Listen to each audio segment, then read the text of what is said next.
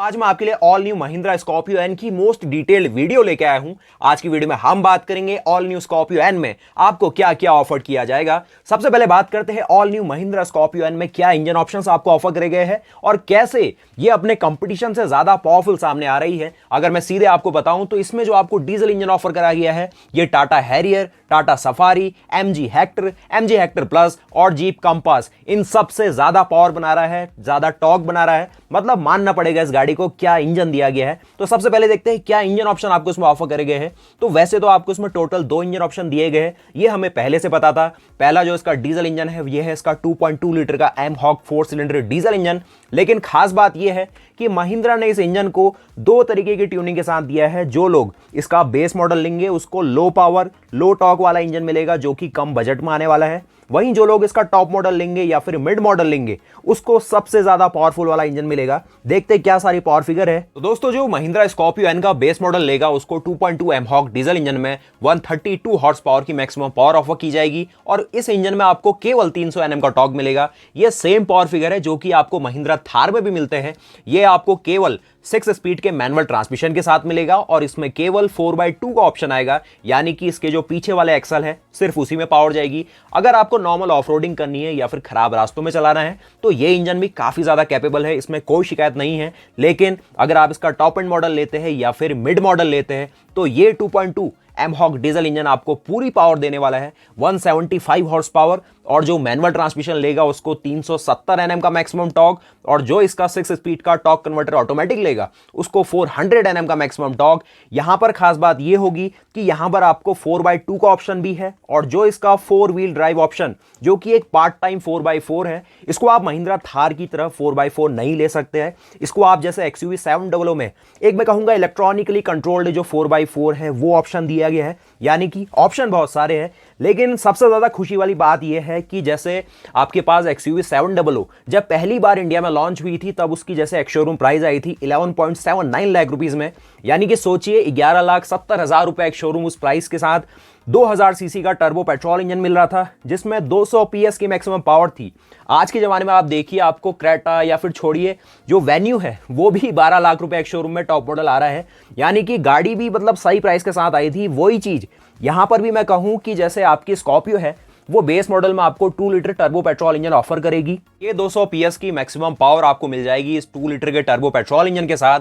200 PS यानी कि 200 horse power. चाहे आप बेस मॉडल भी ले लीजिए यही पावर सेम, बिल्कुल कोई भी डिट्यून इंजन नहीं होगा, सेम टू सेम पावर मिलेगी टॉप मॉडल और बेस मॉडल वाला। लेकिन कमी यही है कि ये पेट्रोल इंजन है और यहां पर आपको जो माइलेज है वो वाला फैक्टर बहुत ज्यादा परेशान करेगा क्योंकि इस इंजन की जो माइलेज है ना थोड़ी सी कम रह रही है अगर आप इसे कंपेयर करते हैं डीजल के साथ। 200 हॉर्स पावर के साथ जो आपको टॉर्क मिलेगा मैनुअल ट्रांसमिशन वालों को वो रहने वाला है 370 Nm का जो कि सेम है डीजल के बराबर। और जो ऑटोमेटिक लेगा उसको आपको जो टॉर्क मिलेगा वो है 380 Nm का। ये भी आपको 4x2 और 4x4 पार्ट टाइम जिसको हम 4 व्हील ड्राइव कहेंगे दोनों ऑप्शन के साथ मिलेगी। मतलब ऑप्शन बहुत सही ऑप्शन अगर आप देखेंगे इंजन के मामले में। अब आइए देखते हैं कि इस गाड़ी में जो आपको थोड़े से मैं कहूँ ना कि जो आप देख रहे हैं कि टाटा हैरियर और जो इसका कंपटीशन है खासतौर पे टाटा सफारी, अगर आप देखिए एमजी हेक्टर प्लस या फिर XUV 700 इनसे कितनी ज्यादा पावर में डिफरेंसेस आ रहे हैं। तो यहां पर अभी जो कंपैरिजन आया है तो हम करने वाले हैं डीजल वाला कंपैरिजन, क्योंकि देखिए ना टाटा ने अपनी हैरियर में या फिर सफारी में पेट्रोल का ऑप्शन दिया है। आपके पास हेक्टर प्लस में ऑप्शन है लेकिन वो थोड़ी सी कम पावर देता है तो उसको यहां पर कैलकुलेट करना ही हमने छोड़ना है।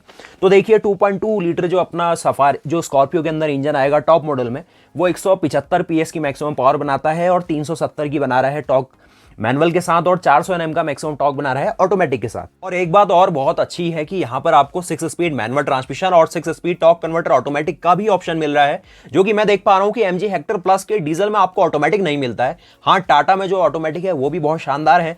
जो XUV 700 है उसमें तो सेम ही चीज मिल रही है, ऑटोमेटिक में कोई डिफरेंसेस नहीं है। और जो स्कॉर्पियो है वो मैं कहूं कि बहुत ही सही ऑप्शन है जिसमें आपको रियर व्हील ड्राइव का ऑप्शन मिलेगा, यानी कि ऐसी गाड़ी जिसको आप एक प्रॉपर SUV कह पाएंगे। हाँ, आपको जो XUV 700 है वो भी 4 व्हील ड्राइव का ऑप्शन देती है, लेकिन जो रियर व्हील ड्राइव गाड़ी है जैसे आपके पास बुलेरो रहती है उसकी अलग ही बात होती है जब खराब रास्तों में चलाते हैं। लेकिन जो टाटा सफारी है, हैरियर है, हेक्टर है या फिर हेक्टर प्लस है वो जस्ट एक फ्रंट व्हील ड्राइव, आप उसको क्रॉस ओवर एसयूवी कहेंगे, उसमें रियर व्हील ड्राइव या फिर 4 व्हील ड्राइव कोई भी ऑप्शन नहीं मिलता है।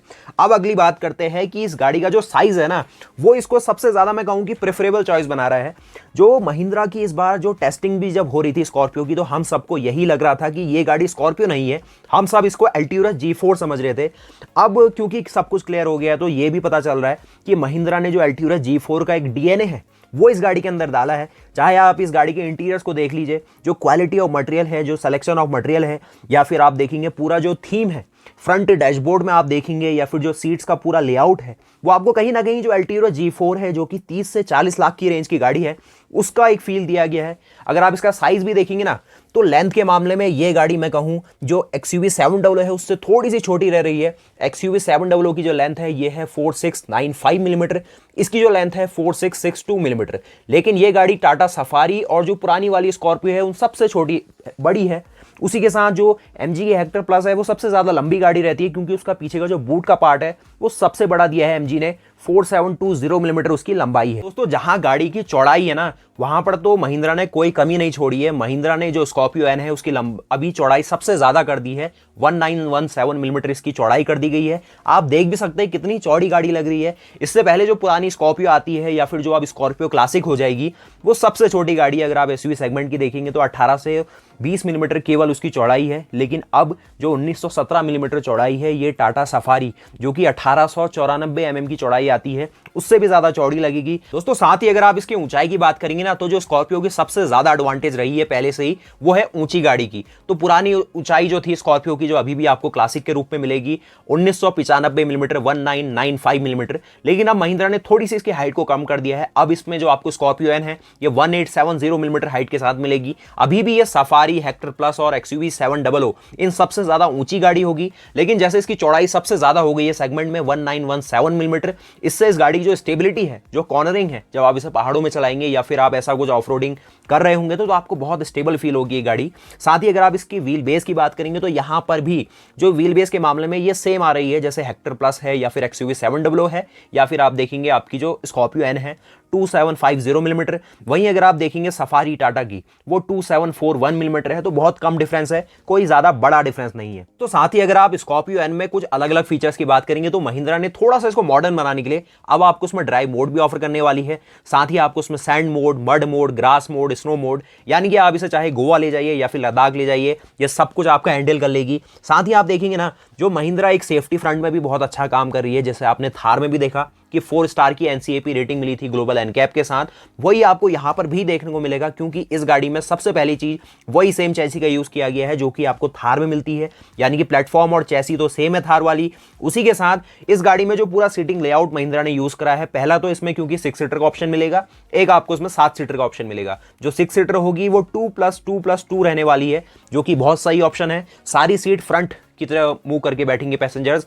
उसी के साथ जो 7 सीटर वाला ऑप्शन है उसमें भी आपको 2+2+3 का ऑप्शन मिलेगा, यानी कि जो साइड फेसिंग लेआउट है वो सब कुछ हटा दिया है महिंद्रा ने, जिससे कि गाड़ी की सेफ्टी बहुत कम हो जाती है। सब कुछ आपको फ्रंट फेसिंग वाला सिस्टम मिलने वाला है, जिसमें सीट बेल्ट भी अपने अच्छे तरीके से काम कर पाती है। वहीं अगर आप बात करेंगे और सेफ्टी फीचर की, तो महिंद्रा ने देखिए इस गाड़ी को थोड़ा ऑफ रोडर एक डीएनए दिया है, तो आपको उसमें ESP मिलता है, जो कि है इलेक्ट्रॉनिक स्टेबिलिटी प्रोग्राम, जो कि टाटा भी अपनी गाड़ियों में देता है। लेकिन यहां पर यह गाड़ी को सिर्फ डायनेमिकली स्टेबल नहीं कर रहा है, लेकिन जब आप इस गाड़ी को ऑफ रोड में ले जाएंगे, जब गाड़ी आपकी कीचड़ में फंसी होगी, यानी कि गाड़ी में 4 पहिए हैं और करीब 3 पहिए या फिर 2 पहिए, ऐसी कुछ कंडीशन में आ जाएंगे जहां पर उनके पास बहुत कम ग्रिप बची होगी, तो वहां पर जो इसका ESP सिस्टम है आपको एक तरीके का ट्रैक्शन कंट्रोल प्रोवाइड करेगा। इसको आप सिंपल भाषा में कह सकते हैं ब्रेक लॉकिंग फ्रंट डिफरेंशियल। जो आपको में फ्रंट डिफरेंशियल दिया गया है वो नॉर्मल गाड़ियों की तरह ही है, लेकिन जो इसके फ्रंट के ब्रेक्स हैं उनको इस तरीके से मॉड्यूलेट कर सकता है जो इसका ESP सिस्टम है, जिससे जो गाड़ी का जिस तरीके का पहिया स्लिप कर रहा है, जिस साइड का जिसमें थोड़ा स्लिपरी कंडीशन है,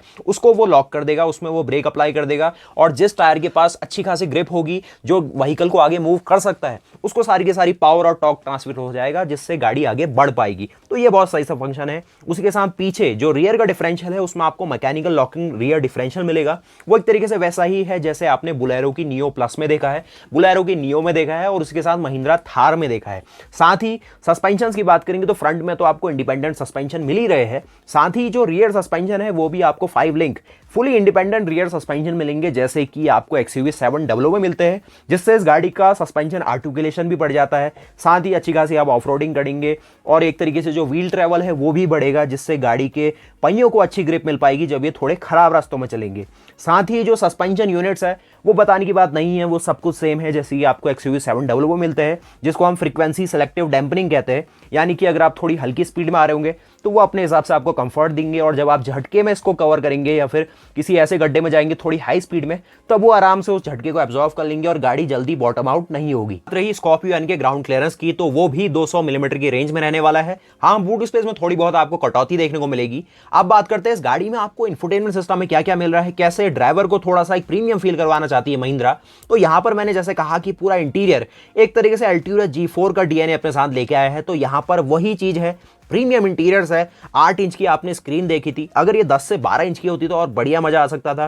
साथ ही आपको इतनी बड़ी लंबी चौड़ी गाड़ी में 12 स्पीकर मिलेंगे जो कि सोनी के द्वारा ट्यून किए गए हैं। अब जैसे XUV700 में भी सोनी का ही सिस्टम आया था, लेकिन वो उतना ज्यादा मैं कहूं कि एक लाजवाब वाला फील नहीं दे पाता था, नॉर्मल था, उतना प्रीमियम फील नहीं था। अगर इसमें बोस की या फिर कुछ और ब्रांड का कुछ आ पाता और बढ़िया था। सोनी ने पिछली बार थोड़ा सा डिसअपॉइंट कराया कस्टमर्स को।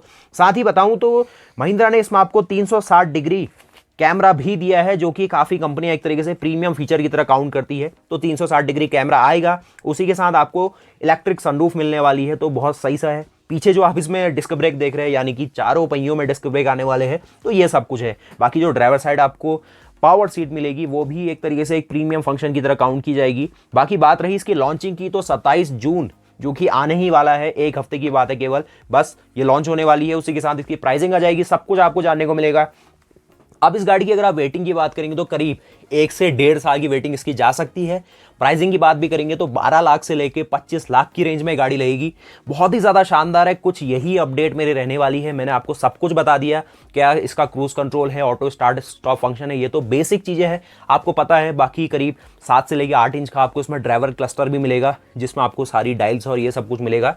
तो ये सब कुछ है। बाकी मिलता है ऐसी और नई वीडियोज़ के साथ। आप अपनी राय में दे सकते हैं कि कैसा आपको एक स्कॉर्पियो एन को लेकर एक्साइटमेंट हो रहा है, कि क्या आप इस गाड़ी को लेना पसंद कर रहे हैं, या फिर आप अभी भी कुछ ऐसा वेट कर रहे हैं जो मार्केट में आए, या फिर महिंद्रा थार 5 डोर के लिए आप वेट कर रहे हैं। सब कुछ आप हमें बता सकते हैं। मिलते हैं ऐसी और नई वीडियोस के साथ। अगर आपने चैनल को अब तक सब्सक्राइब नहीं किया है तो प्लीज कर सकते हैं। मैं इसका वॉक अराउंड और इसका ड्राइव बहुत जल्द आपके लिए लेके आने वाला हूं। तो मिलता है ऐसी और नई वीडियोस के साथ। तब तक के लिए जय हिंद, जय भारत, वंदे मातरम, गुड बाय।